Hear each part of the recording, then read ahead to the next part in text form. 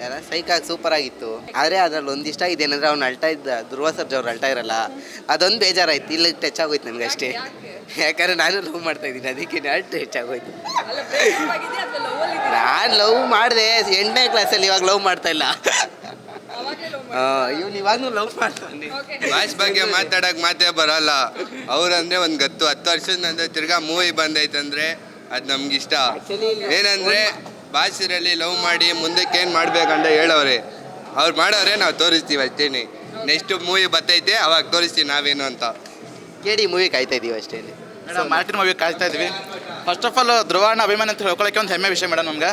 ಮೊನ್ನೆ ವರ್ತೂರು ಸಂತೋಷ್ ಅಣ್ಣ ಅವ್ರು ಹೇಳಿದ್ರು ಇವರು ಹಳ್ಳಿಕರ ರೇಸ್ಗೆ ಬ್ರ್ಯಾಂಡ್ ಅಂಬಾಸಿಡರ್ ಅಂತ. ಮೇಡಮ್ ಇವತ್ತು ನಾನು ಹೇಳೋಕ್ಕೆ ಇಷ್ಟಪಡ್ತೀನಿ, ಇಡೀ ಎಂಟರ್ 7 ಕೋಟಿ ಕರ್ನಾಟಕದ ಆಸ್ತಿ ನಮ್ಮ ಅಂಬಾಸಿಡರ್ ಬಾಸ್ ಅವರು. ಯಾಕಂತೇನಿಲ್ಲ, ನಿಮಗೂ ಗೊತ್ತು ತುಂಬ ಚೆನ್ನಾಗಿದೆ ಮೂವಿ. 10 ವರ್ಷ ಆದಮೇಲೆ ಮತ್ತೆ ರಿಲೀಸ್ ಆಗಿದೆ, ತುಂಬ ಖುಷಿಯಾಗಿದೆ. ಒಂದು ಫ್ಯಾಮಿಲಿ ಮೂವಿ, ಒಂದು ಲವ್ವರ್ಸ್ ಹೇಗೆ ಲವ್ ಮಾಡಿ ಫ್ಯಾಮಿಲಿ ಅನ್ನೋದು ಒಂದು ಒಳ್ಳೆ ಮೂವಿ ಕೊಟ್ಟಿದ್ದಾರೆ. ಖುಷಿ ಆಗ್ತಿದೆ 10 ವರ್ಷ ಆದಮೇಲೆ ಈ ಮೂವಿ ನೋಡೋಕ್ಕೆ.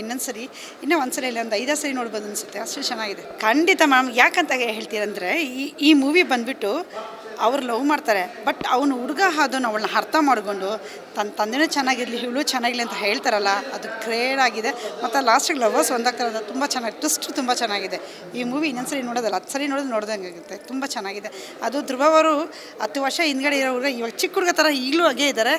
ಮೂವಿ 10 ವರ್ಷ ಆಯಿತು, ಬಟ್ ಧ್ರುವ ನೋಡಿ ಹಾಗೇ ಫಿಟ್ ಆಗಿದ್ದಾರೆ, ಹಾಗೇ ಚೆನ್ನಾಗಿದ್ದಾರೆ. ನಮ್ಮ ಕನ್ನಡ ಇಂಡಸ್ಟ್ರಿ ಈ ಥರ ಮೂವಿ ಇನ್ನೂ ಕೊಡಲಿ, ನಾವು ಇನ್ನೂ ನೋಡೋಣ, ಖುಷಿ ಆಗುತ್ತೆ. ಆ ಧ್ರುವ ಯಾವತ್ತೂ ಚೇಂಜ್ ಆಗಿಲ್ಲ ಮೇಡಮ್, ಯಾವತ್ತೂ ಅವ್ರು ಚೇಂಜ್ ಆಗಿಲ್ಲ. ಫಿಟ್ನೆಸ್ಸಲ್ಲಿ ಇನ್ನೂ ಸಖತ್ತಾಗಿ ಈಗಿನ ಬಾಡಿ ಬೂಲ್ಸ್ ಸೂಪರಾಗಿ ಆಗಿದ್ದಾರೆ.